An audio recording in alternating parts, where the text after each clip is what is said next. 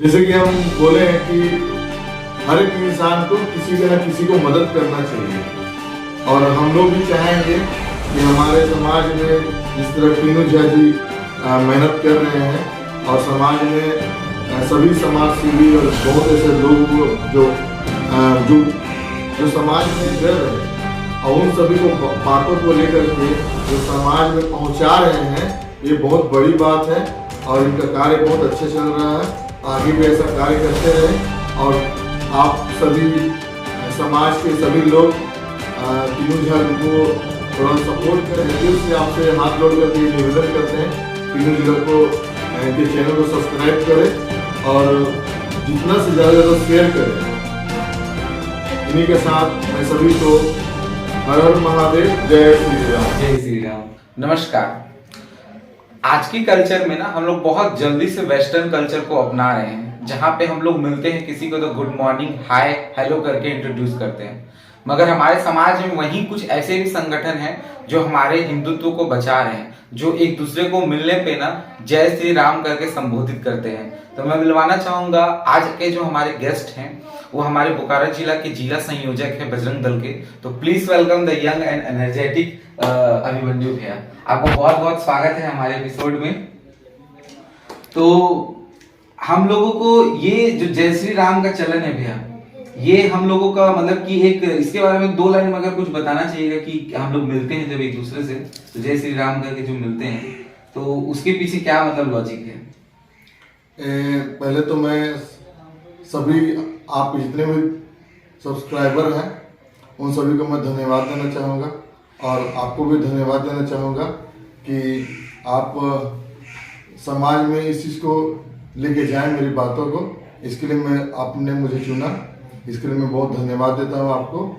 और तमाम दर्शकों को ये भी कहना चाहूँगा कि टीनू जी बहुत मेहनत कर रहे हैं और समाज के एक एक व्यक्ति को चुन करके उनकी बातों को समाज में रख रहे हैं, ताकि युवा पीढ़ी जागरूक हो और मेहनत करने का तरीका को और सीखे। और ये बहुत अच्छा कार्यक्रम है इनका, और हम चाहेंगे कि आने वाले भविष्य के लिए आपको शुभकामनाएं देते हैं। बहुत बहुत धन्यवाद। ऐसे ही काम करते रहें और समाज को, लोगों को मोटिवेट करते रहें।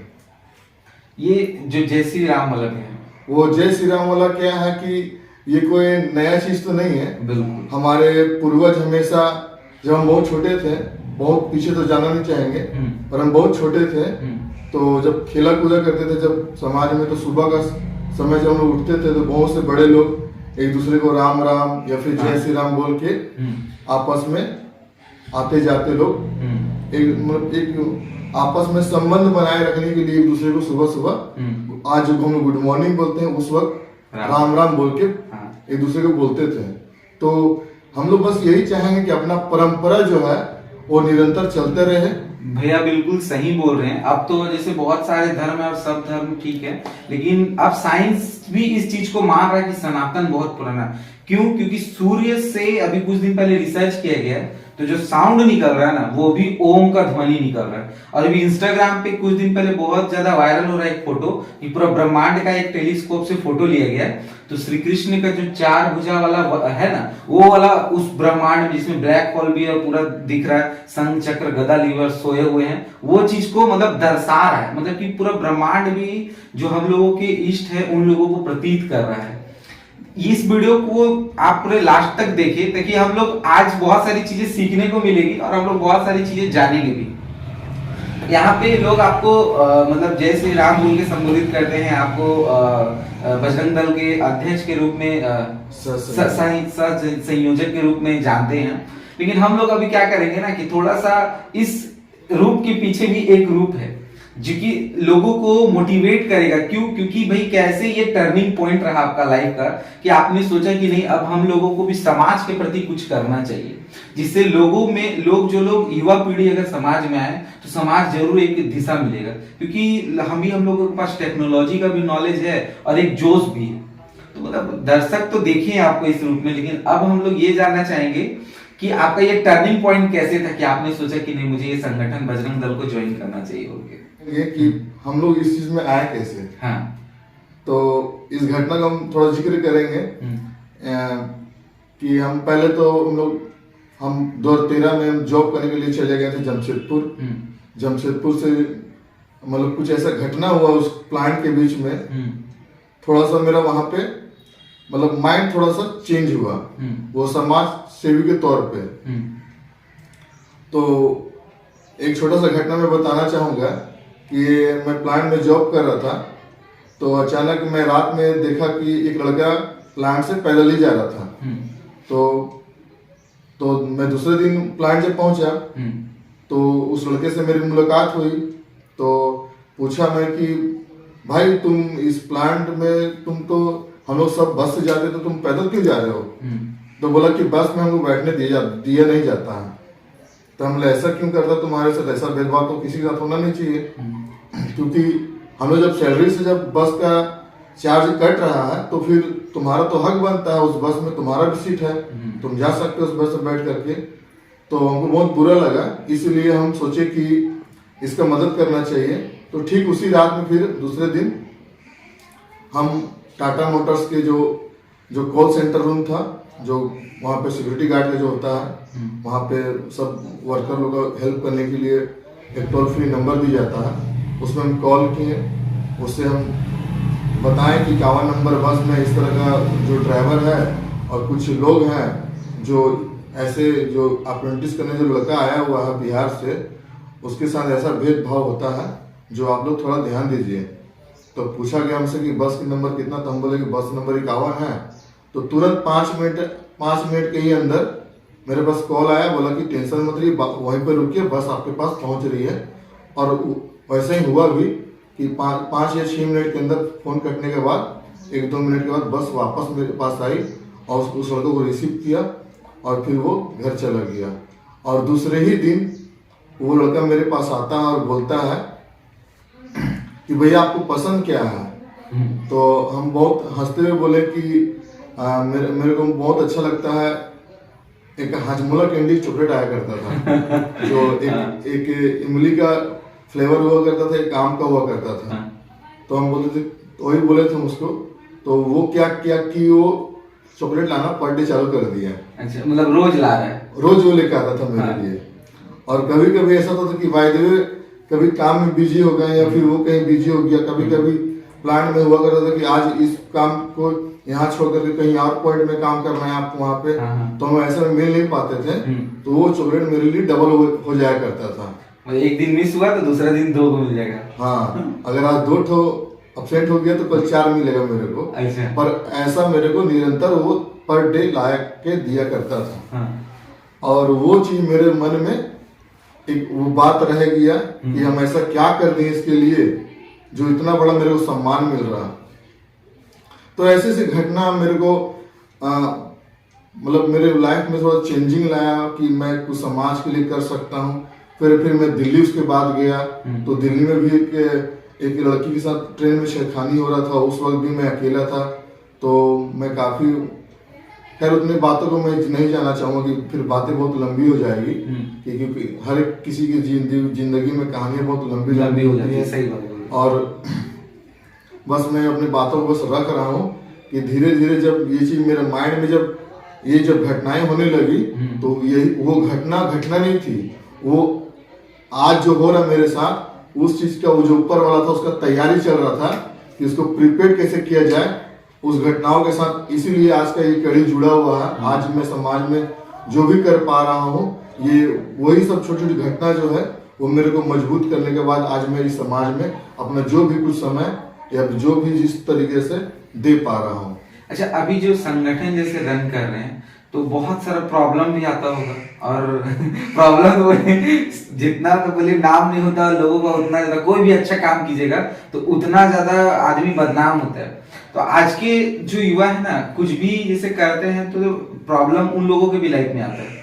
तो हमको लगता है कि सबको लगता है कि गाने नहीं सुने कि दुनिया में कितना गम है, मेरा गम कितना, ऐसे करके। तो मतलब उन युवाओं को लगता है कि जैसे प्रॉब्लम बहुत ज्यादा बढ़ रहा है, जबकि कोई संगठन चलाना, एक घर चलाने से बहुत ज्यादा बड़ा होता है संगठन, समाज चलाना। तो आपको क्या मतलब उन लोगों के लिए क्या बोलना चाहिए कि प्रॉब्लम आप लोगों में भी 1-2 अगर कुछ वैसा प्रॉब्लम जो लगा हो कि भाई हाँ खतरनाक हो गया बोल के इस बार? नहीं, हम इसको प्रॉब्लम नहीं मानते हैं। हाँ। ये एक तरह का सीख होता है। अच्छा। ये सीख होता है कि ये जो समस्या जो आती है ना, हाँ। वो आने वाले समय के लिए वो आपको प्रिपेयर तरीके से मजबूत करती है। और अगर समस्या आएगा नहीं तो लोग फिर अपने मानसिक तरीके से या फिर आप उभर के जो आते हैं समाज में, हाँ। वो आपका तकलीफ ही आपको मजबूत बनाता है। तो ऐसे हम लोग समझने नहीं चाहिए कि तकलीफ नहीं हो, चुनौती है। अगर उस चुनौती से आप आगे निकलते हैं तो पाने वो जो बोलता है कि जिंदगी एक जो कामयाबी जो इंसान को जब प्राप्त होता है तो सीढ़ी बाय सीढ़ी मिलता है। तो वही एक वो सीढ़ी नहीं, वो चुनौती है। उसी चुनौती को आप जब नेगलेक्ट करते हैं और जब आगे बढ़ते हैं तो दूसरे वो रास्ता पे मतलब समझिए कि वो आप आगे बढ़ रहे हैं और वही आपको मजबूती प्राप्त होती है। बहुत मतलब सही बात बोल रहे हैं कि अगर आजकल के युवा क्या होते हैं कि अगर प्रॉब्लम आता है तो उसको प्रॉब्लम के रूप में देखते हैं। अगर प्रॉब्लम के रूप में ना देख के उसको एक लेसन के रूप में ले कि नहीं भाई ये तो अगर इसको फेस कर लिया तो एक सीढ़ी और ऊपर चले जाए। क्योंकि जब वो दोबारा प्रॉब्लम आएगा तो आप उससे डील करना सीख ही रहेंगे, आपको दिक्कत होगा नहीं।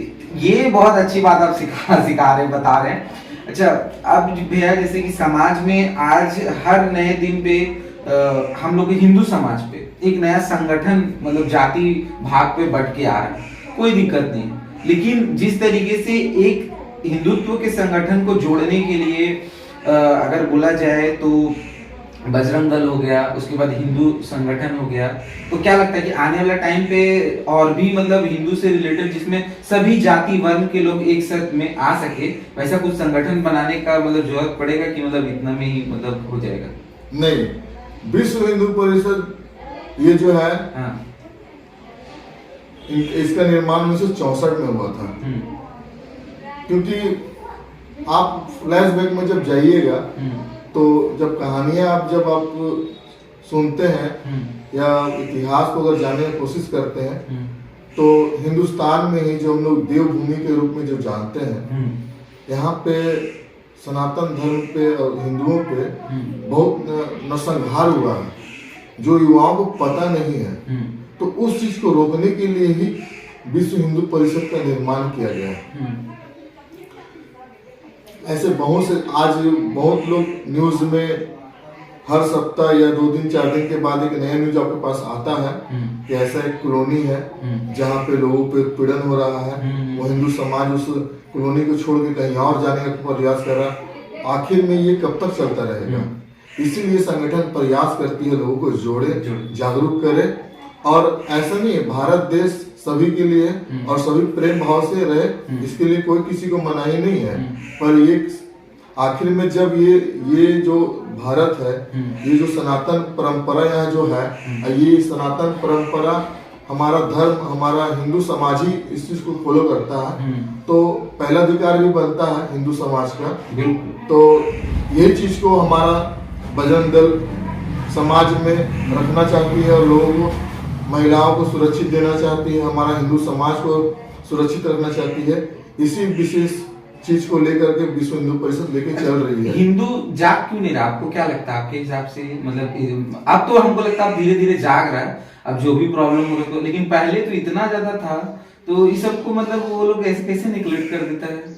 हिंदू एक्चुअली क्या है कि लोग अगर मान लीजिए समाज में अगर किसी तरह का भेदभाव या किसी तरह का उत्पीड़न हुआ है समाज में, तो लोग है क्या, बहुत से लोग समाज में भड़काने वाले लोग रहते हैं।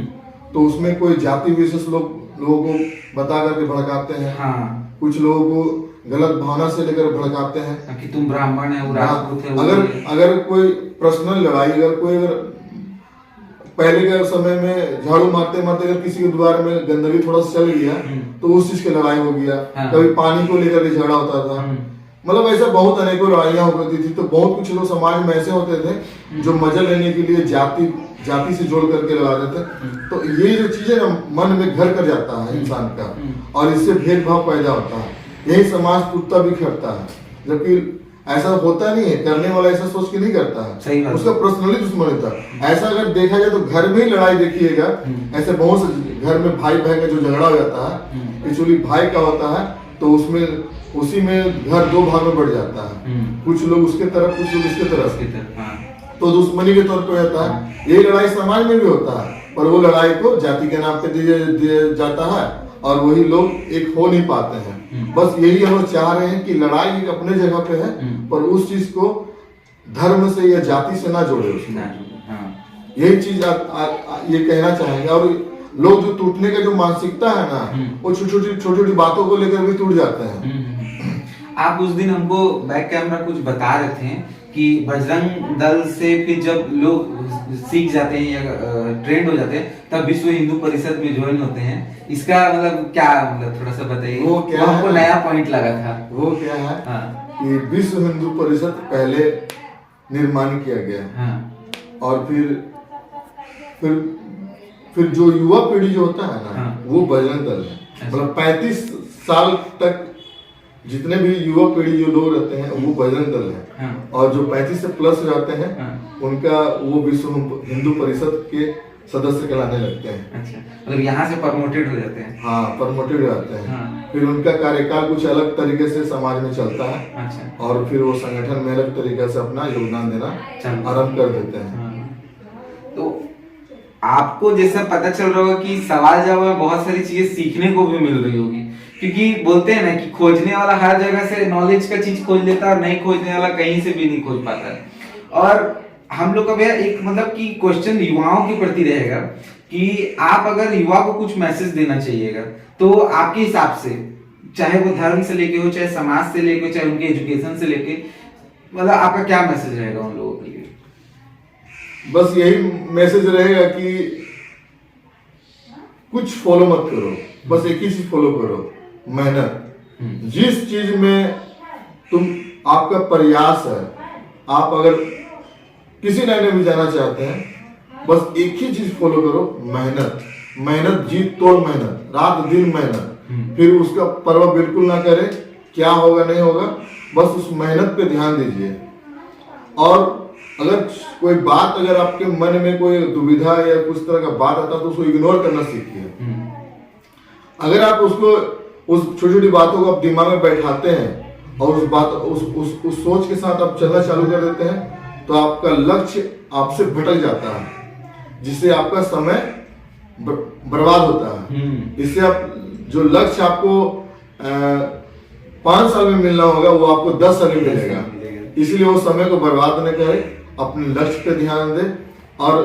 और मैसेज ये देना चाहेंगे हम युवाओं को कि एक दूसरे के प्रति एक अच्छा भावना रखें, क्योंकि हमारे सनातन धर्म में जब पूजा पाठ करते हैं तो हम लोग लास्ट में जयकारा लगाते हैं कि विश्व का कल्याण हो। तो विश्व का कल्याण तो तभी हो पाएगा जब हम एक दूसरे के बारे में अच्छा सोचेंगे। और जब समाज में कोई जब बढ़ता है या कोई अच्छा काम कर रहा हो तो उसको सपोर्ट करना चाहिए लोगों को, ना कि उसका हम लोग पैर खींचने वाला काम करें या फिर उसके बारे में बुराई करें, क्योंकि बुराई करने वाला इंसान कभी आगे बढ़ नहीं सकता। मतलब अगर आप बोले कि विश्व का कल्याण होना, तो मैं एक छोटा सा स्टोरी आपसे शेयर करता हूँ और बहुत मजेदार और रियल स्टोरी है। हम लोग मतलब पहली बार टॉय ट्रेन में चढ़े थे, इधर से जाते समय चढ़े थे, उधर से आते समय आ रहे थे। तो हम लोगों के साथ ना एक पंजाबी था, सिख था। तो हम लोग अपने बातों में कुछ इधर उधर का बात पे डिस्कशन कर रहे थे। एक लड़का था, उसका 2 लड़का मिलकर टांग के हम ही लोग तो हम लोग चुपचाप सुन के मजा ले रहे थे, चलो टाइम पास होगा बोल के। तो कुछ बात हुआ, उसके बाद वो सिख एक बात बोला कि आप लोग बोलते कुछ ना भिखारी वर्ड का यूज हुआ। तो बोला आप लोग कभी नोटिस किए कि हम लोग के पंजाबी धर्म में आपको हर धर्म का भिखारी मिल जाएगा, लेकिन आपको पंजाबी धर्म का भिखारी नहीं मिलेगा। हम लोग ना 2 मिनट के लिए सब शांत, हम लोग याद करने लगे कहीं देखेगा भिखारी धर्म का, कहीं देखेगा। नहीं, सही बात है, हम लोग एक भी धर्म का नहीं देखेंगे। बोला हम लोग का यही सपोर्टिंग सिस्टम है। हम लोग अगर कोई काबिल नहीं तो हम लोग उसको गुरुद्वारा में रख लेंगे, हम लोग रोज हर एक घर से उसको खाना पहुंच जाएगा, लेकिन हम लोग उसको ये नहीं बोलेंगे कि तुम जाके भीख मांगो अगर वो मतलब नहीं है कैपेबल तो। और हम लोग इसको बहुत अच्छा सपोर्ट करते हैं। हमको लगता है ना कि सिख धर्म से अच्छा मैसेज ना समाज को कोई धर्म नहीं दे सकता, क्योंकि जहाँ पे लोग बिखर रहा वो लोग सिमेटने का काम करता है, एक दूसरे को बोल रहे हैं। और थोड़ा मोड़ा नोकझोंक तो सब में रहता है, मगर वो लोग एक दूसरे को बहुत हेल्प करता है। आपको क्या लगता है इसके बारे में? नहीं, आप बहुत अच्छा बात बोले। हाँ। और ऐसा समाज में दिखता भी है। और सिखों के प्रति मेरा बहुत सम्मान है, क्योंकि जब इतिहास में हम जब उठाकर देखते हैं तो उनकी लड़ाइयाँ भूली नहीं जा सकती है। क्योंकि आज जो सिख धर्म में जो त्याग तपस्या जो धर्म के प्रति हमारे हिंदू समाज को बचाने के लिए जो दिया है वो नतमस्तक कार्य है, और हम जीवन भर कर्ज उतार भी नहीं पाएंगे। ऐसे हम लोग क्रिकेट जब खेला करते थे तो हमारे ग्रुप में एक दोस्त हमारा सिख धर्म से आता था। तो एक्चुअली दोस्त था, तो बहुत लोग पब्लिक कहीं ना कहीं कोई ऐसा पब्लिक था जो चिल्लाया करता था, जो सरदार 12 बज गया, सरदार 12 बज गया। तो उस कहानी के बारे में मेरे को उतना जानकारी था नहीं, पर गुस्सा बहुत आता था। ऐसा लगता था कि क्रिकेट ना खेले, पहले उसको मार लेते हैं उसके बाद ही क्रिकेट खेला जाए।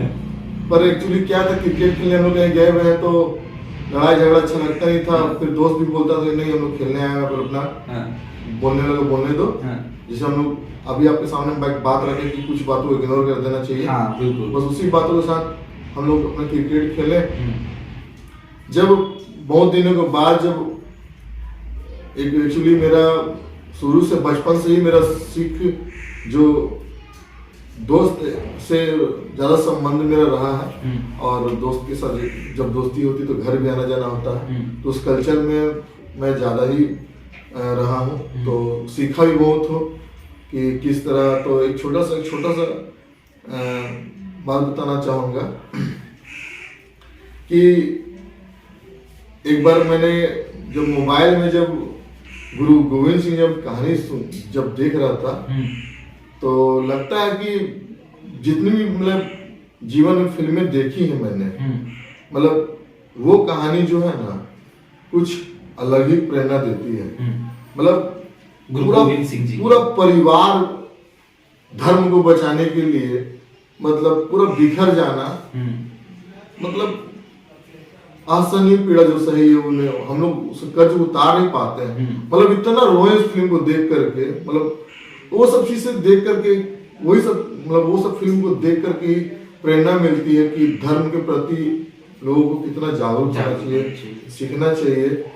उन्होंने किसी का बुरा वो किसी को बुरा नहीं किया, अच्छा मतलब समाज में सीख दे के गए, लोगों को एकता रहने के लिए बोल के गए हैं, और लोगों को बचाने के लिए अपने चारों बच्चों को कुर्बानी दे के गए हैं। तो बहुत बड़ा कुर्बानी था जो कोई भूल नहीं सकता। ये हिंदू समाज हमेशा ऋणी रहेगा, और इसीलिए सिखों के प्रति हमेशा हिंदुओं समाज को खास करके मतलब सम्मान होना चाहिए उनके जो भी सिखों का। हम लोगों को हर जगह से कुछ ना कुछ सीखने को मिलता है और सीखते रहना चाहिए। और बहुत बार देखिएगा ना कि जो लोग बोलता है मतलब बोलने के लिए ऑन कैमरा तो बहुत सारी चीज बोल देता है, लेकिन उसको रियल लाइफ में जब किया जाए तो नहीं हो पाता है। लेकिन अभी आप एक चीज बोले कि इग्नोर करना चाहिए, लेकिन आप बोले कि नहीं चलो क्रिकेट में इग्नोर कर देते। यही सबसे बड़ी बात है कि अगर आप कोई चीज को बोल रहे हैं तो उसको अपने लाइफ में भी अप्लाई कीजिए। बिल्कुल। तो ये सब बातें आपको, आई होप कि आपको ये सब बातें सुन के बहुत सारी चीज सीखने को मिल रही है। और आप लोगों को अगर इसी तरह की वीडियो और भी चाहिए तो हमारे चैनल को सब्सक्राइब जरूर कीजिएगा। और हम लोग क्या करेंगे ना कि अब हम लोगों के चैनल पे लाइव क्लासेस चल रही है इंग्लिश स्पोकन की, जिसमें हम लोग बहुत मिनिमम फी में ना बच्चों को पढ़ा रहे हैं। क्योंकि हमको लगता है कि ऐसे बोलते हैं फ्री तो यूट्यूब पे है, बट बहुत सारे डाउट्स है जिसपे बच्चों को क्लियर किया जा सके, तो बहुत मिनिमम फी में हम लोग भी पढ़ा रहे हैं। और जो पॉडकास्ट का है, प्रत्येक संडे को आपको पॉडकास्ट का वीडियो मिलेगा, और समाज में फिर इसी तरह किसी नए उभरते हुए लोगों से आपकी मुलाकात होगी। तो मैं आशा करता हूँ कि ये वीडियो आपको पसंद आई हो, और बहुत बहुत धन्यवाद आपका पॉडकास्ट में आने के लिए।